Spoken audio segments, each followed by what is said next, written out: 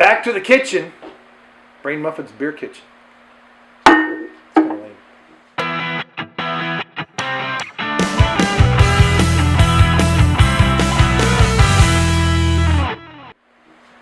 All right, so Brainmuffin back with another beer review, and today I have one of my beers. Now, this is a beer I brewed in February, so this could be a disaster or this could be excellent.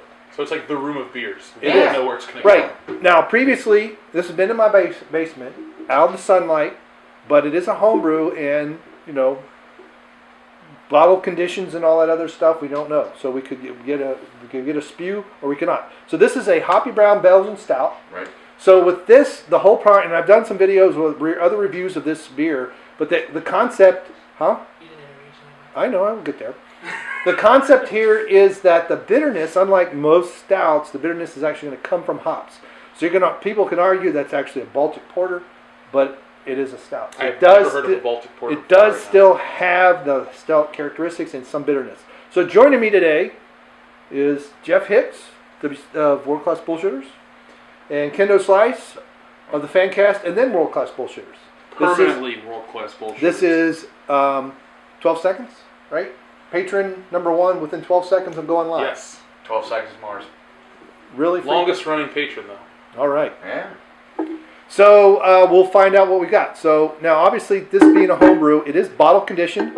So in the bottom, I don't know if you can see it, but there's a little bit of yeast down there. This is what gives it this carbonation as well. So what we should see, yes, sir. Can the yeast get infected? God damn it, Loudy. Technically, the beer will get infected, not the yeast. No. So no. As long as there's no discharges and scratches, No. let's go. So anyway, and I can't work this damn Upside thing. down, sir. Oh, it's the other way around. Yeah, you got to crank her. You got to crank it. So it has not spewed yet, so that's a good sign. Making you a Ooh. no-honk guarantee. Yeah. I'm gonna pour a little You're bit of my going own. to spew into this. Here, I'll pour some for you, gentlemen. Thank you, sir. Too kind. Too kind.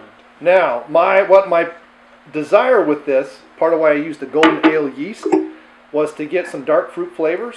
I actually need to tweak this recipe a bit. It actually needs a little bit more bitterness from what I remember. I do detect. It does Ooh. smell like a fruit. Yes, and it smells okay, considering it's from Durian. February. It's at least 7%, if not 8% alcohol. I don't want to go any lower than that. A man my size needs that. And it's still quite good. Ooh, that is delicious. It's a little thin on the mouthfeel. So what you get is hints of dark fruit. You get some bitterness still from the hops. There is a slight, let's say, slight burnt coffee. I the can back? smell that, too. That's from the malts. That's from the roasted malts. Oh. There's no coffee in that. And that's what, but the idea with the golden, and basically, when I did this, my yield wasn't good enough. This really should be 9%. And 9.5, but I didn't get a good enough yield from my mash. This is brewed in my grandfather's system, which is all electric, in my kitchen. And basically, I made it in January, bottled it in February after 4 weeks. So 2 weeks of primary, 2 weeks of secondary. And then bottled it on the 4th of February. So mostly made in January. It's delicious. It still has some stoutish notes. So you get that bitterness from the grain, the roasted malts. Slight hop bitterness, which is toned down, because that's going to be the first thing that will happen is the hops will go out. It does have dark malt tones to it, and the Belgian golden ale yeast. So what do you think?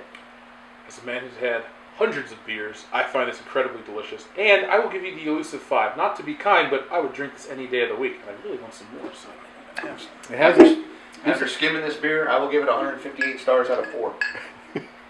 there you go. That's badge test. Now, I was On a the little more, Cantillo scale. I was a little more harsh on myself. I gave this a 4, Ooh, only a 4. and it has a tiny bit of yeast still in the bottom. So what happens with that is you leave what they call head space. So I only fill up to about there. Most of your beers, when they're either canned or bottled or even put in a keg, are carbonated first. And with the rarest of exceptions, when you pour a beer and almost the carbonation looks more like a soda, that's a dead giveaway, what they call bright tank.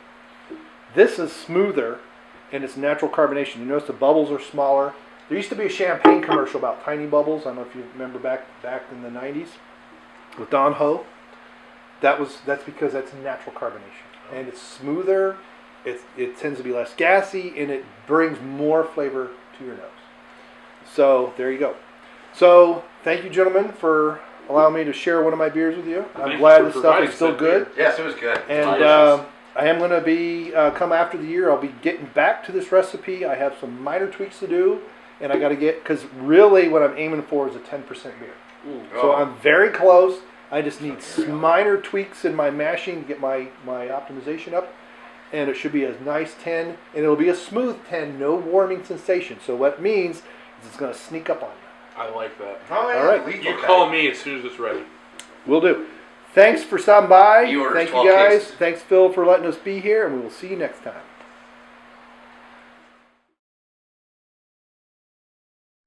All right. Good? Scoot over.